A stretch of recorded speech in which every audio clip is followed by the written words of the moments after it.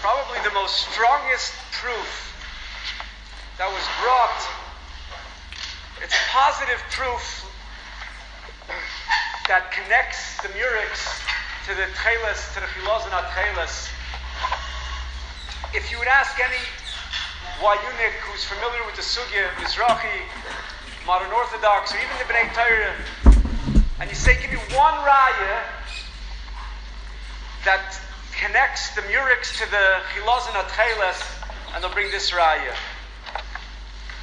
About 30 years ago, 25, 30 years ago, there was, as a matter of fact, a conference that YU had that its sole purpose was to prove that the murex is the chilazon, and that conference was basically based on this raya. Maybe they had other rayas, but it was basically based on this raya. This was the conclusive evidence beyond the shadow of a doubt. Until now, they had proofs from archaeological digs, they had proofs from historical ancient writings, and all those rayas were connected that there was a dye that was produced from the murex, which is true, but there was no connection between the chilazon Techeles and the murex, because it never said on those in those digs that this was a place where they made tzitzis or Techeles.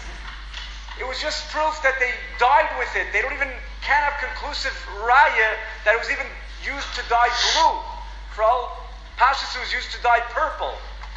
But this raya that they bring now is a direct positive raya that links the murex directly to the tzitzis. And that's based on a Gemara in Bav Metzia.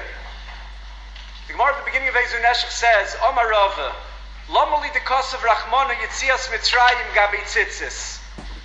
Why did the Torah write the words Ani Hashem Elokeichem asher yitzei eschem me'eretz Mitzrayim in the parasha of tzitzis? Omar HaKadosh Baruch Hu, Ani hu shivchanti b'Mitzrayim ben tipa shel bechor letipa she'ena shel bechor. Just like it was me, the Rabbeinu Shalom, who was the only one who could differentiate or discern between the Bechorim and who was a Bechor and who was not a Bechor, and kill the Bechorim and let the non-Bechorim live. It had to be the Rabbeinu Shalom. There's nobody else in the world that was able to be mavchen. So the same thing, Ani Yosid li para, I will pay back an oynish. Mimishatoyle kola ilan al bigdai va'omer tchelesu. I'm going to pay back somebody who puts, instead of Techeles, who puts kola ilan on his baguette, and he claims that it's Techeles.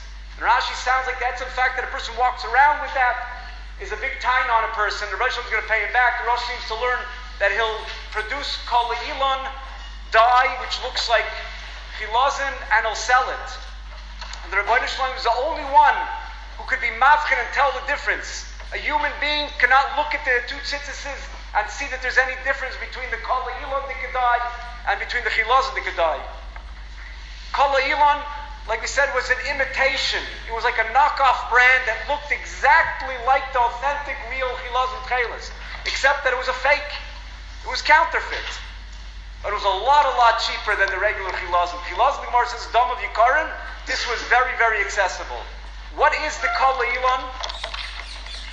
So the kola ilan is widely accepted amongst Kimat all Rishonim that it's something that we have today called indigo. Save the Ravid who holds that it was from a Terlas, Ravid and Teres Kranim. But generally it's accepted that kola ilan is what we have today, indigo. Indigo is a dye that's a plant-based dye. It's made from a plant that's called, in Hebrew, in Lashon HaMishnah, it's called istis, pua. Has that same similar name today in different languages.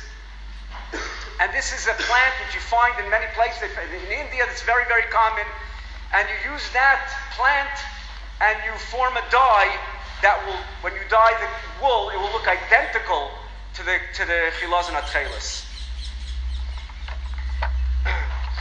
Now, when we spoke about a while back, we spoke about the dye that comes out from the murex, and in a nutshell, it is that there's bromo indigo.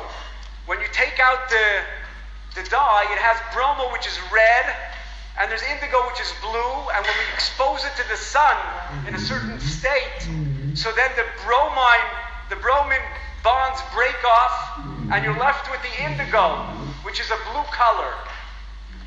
When you're left with that indigo, it's so identical to the indigo that you get from the plant that not only can a person not tell a difference, but in a lab, the molecular structure of these two dyes are identical. The makeup of the molecules and the atoms together are identical. I'll give you a mashal. We have water. Water is H2O. It has two atoms of hydrogen and it has oxygen. The O is oxygen. You have air, which we breathe, which is about 79% nitrogen and 16% oxygen.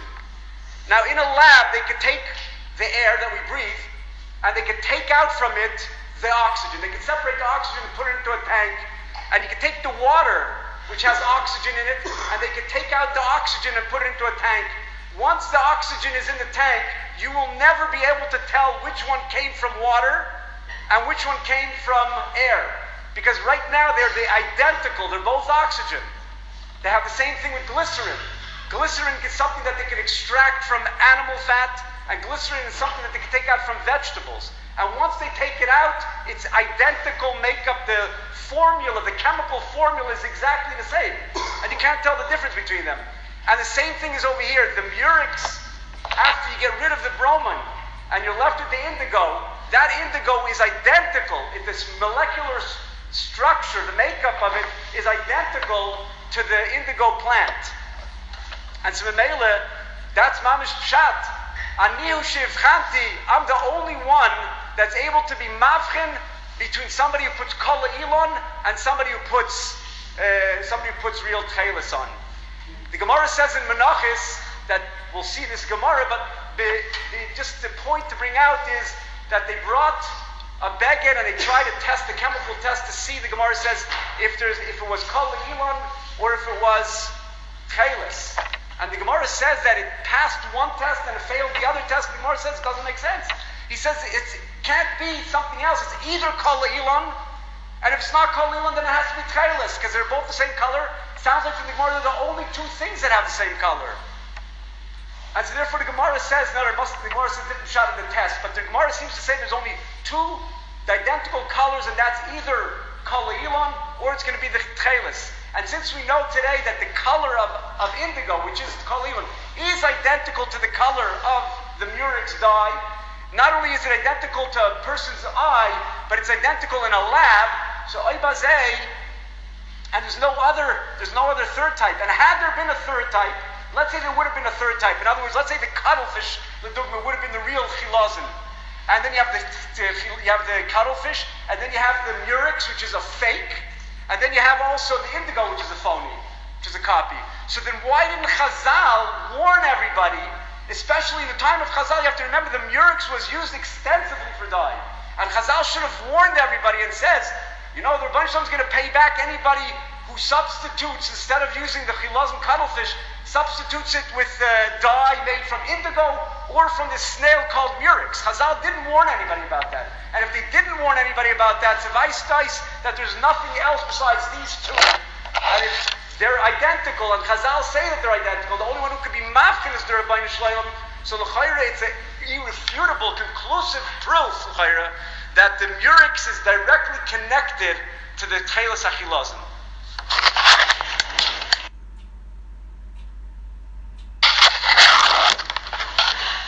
Yesterday we started